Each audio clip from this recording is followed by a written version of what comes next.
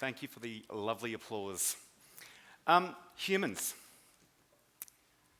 we chase happiness and we chase comfort. So why would we even want to invite discomfort into our life? In my day-to-day work, I'm constantly managing people's discomfort in the areas that it shows up, be that in sport or clinical settings. One thing I do know, though, is this. We don't have to be governed by 300 million years of evolution. We do not have to be hardwired. Okay. So I want you to think about your stories. Think about where you get uncomfortable. Think about where you feel sick. Think about where you have anxiety. How do your behaviours change? And do you regret it? I'm here today to help you become more comfortable with your discomfort.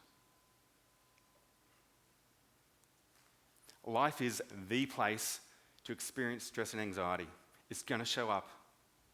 And although we know this intellectually, we don't want to experience it emotionally. Now, a lot of us think we're very skilled at avoiding discomfort, stopping thoughts. And I just want to do a little experiment with you right now, please. Who here has had their daily cup of coffee? Most? Excellent. So, for the next 5 seconds, whatever you do, I want you not to think about that cup of coffee. Try your hardest. Seriously. How's it working out for you? All right. So, your mind actually gives you the illusion of control. You need to think about your cup of coffee to know that you're not thinking about your cup of coffee. And when it comes to negative thoughts and negative feelings, the more we don't want to experience those negative thoughts and feelings, the more our mind pays attention to them. This is the reality of life. Who here remembers riding a bike for the first time without training wheels? More hands, great.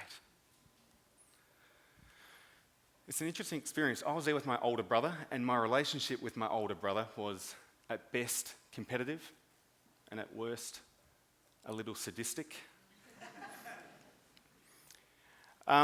The big day came along. I took off the training wheels. I was anxious. I was excited. It was a big deal.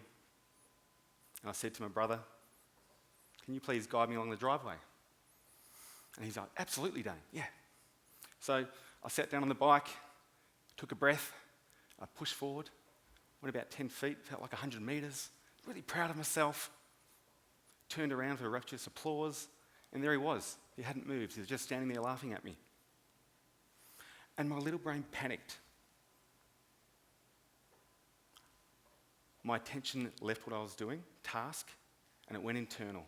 It started to pick up on how I felt. And I promptly fell over, grazed my knees, grazed my face. Bit of pain. The next day though, just like little kids, I got back on the bike. I was able to experience anxiety and still commit to action. And as we move into adulthood, we tend to shift away from that. We tend to try and protect ourselves. We tend to not want to get out of our comfort zone. We become rigid and inflexible. So we need to shift this paradigm. We need to flip it on its head. We need to move from feeling good to perform to performing no matter how we feel. It's counterintuitive. A client of mine is a professional poker player. Has this attitude of who dares wins. But it wasn't always this way. He reflected on his games that at times his emotions weren't always the best guide for his decisions, particularly under stress and pressure.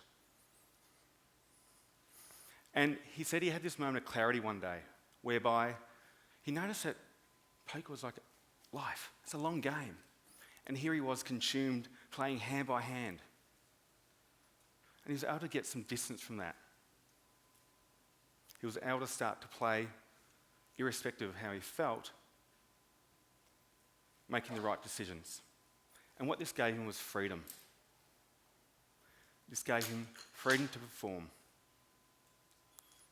When you become comfortable with your own discomfort, it gives you freedom.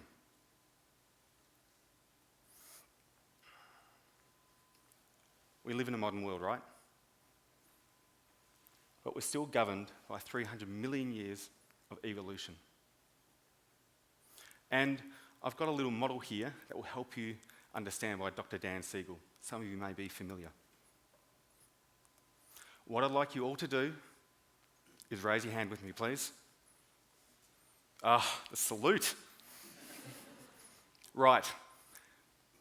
Your hand is your brain, okay? Now, the brain fits roughly here, and the eyes are here. When you open your palm of the hand, this is in essence the reptilian part of the brain. It's the brainstem. It controls all basic functions. Sex, hunger, sleep. The mind's all about fixing problems. So think about it when you're hungry. Where does your attention go? You typically stop what you're doing, and you go and eat a sandwich. Problem solved. Fantastic. If your arm's getting uncomfortable, that's okay. In comes your thumb. This is your limbic system. It's roughly 200 million years old. It's the mammalian part of the brain. And for any of you with cats or dogs, the reason you can feel a bit of love when you get home and you see them is because in here is empathy and compassion. Really useful for getting out of your comfort zone. These two guys control your behaviours under stress. All right, you're all doing very well. Over the top, this is our prefrontal cortex, our human brain. It's at least 100 million years old. The reason you can't convince yourself that you feel good when you don't feel good is because it's at least 200 million years younger than the oldest part of your brain. So it controls emotional regulation and all your higher order decision making. So this is your brain when you're feeling confident, when you're feeling comfortable, you're on task. And this is what happens when your brain detects a threat. You flip your lid. Do it with me. You freak out. So this is metaphorical, right? You don't literally flip the lid. So what's really going on here is your brain is about processing energy and information. Blood leaves the prefrontal cortex, flows into the limbic system to prepare you for action. And the work I do is about helping athletes and other individuals start to transfer the blood flow back up to the prefrontal cortex no matter what they're experiencing. Bring your hands down, thank you. So when you get familiar with your reptilian brain and your mammalian brain, it starts to give you freedom. And you can make my job redundant. You can become your own personal, non-invasive neurosurgeon. Athletes on international stages are haunted by perfection. All the years of training, sacrifice, one chance to get it right. And if you want to know what it's like behind the scenes, it's exciting, yeah. It's anxiety-provoking, absolutely. But this might surprise you. But it's smelly. It absolutely stinks. You might be wondering what's going on. Well, just like a little bird that you walk up to in the street and it poos and it flies away, trying to protect itself from the predator, making itself as smelly and messy as possible, this is exactly what goes on with athletes. Their brain tries to protect them from the predator of failure, of stress, of anxiety. And it brings on the physical symptoms. Vomit and diarrhea. And some of you may know that experience, and some TED presenters today may know that experience as well. So the only way to get through this is exposure to the emotion. When athletes become willing to experience discomfort, they can get on with task, no matter what they're feeling. Uncomfortable thoughts and feelings do not have to define your behaviours. So let's move on from the mythology that we need to feel good before we perform. If a little kid on a bike can do it, and you were that little kid on a bike, you can do it again.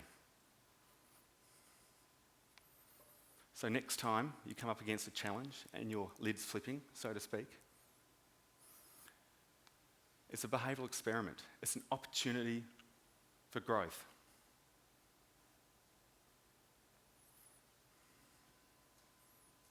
So when this challenge comes along, I've got a couple of tips for you. Notice where your attention is at. Are you on task? Or are you trying to fix how you feel? Secondly, normalise the experience. It's your brain trying to protect you. Finally, commit to action. You'll either learn that you can do it or that you can cope. And coping isn't about feeling good. So I encourage you all, when you leave here, for the rest of your lives, go out and get as uncomfortable as possible. When you do, it'll give you the freedom to perform no matter how you feel. Thank you.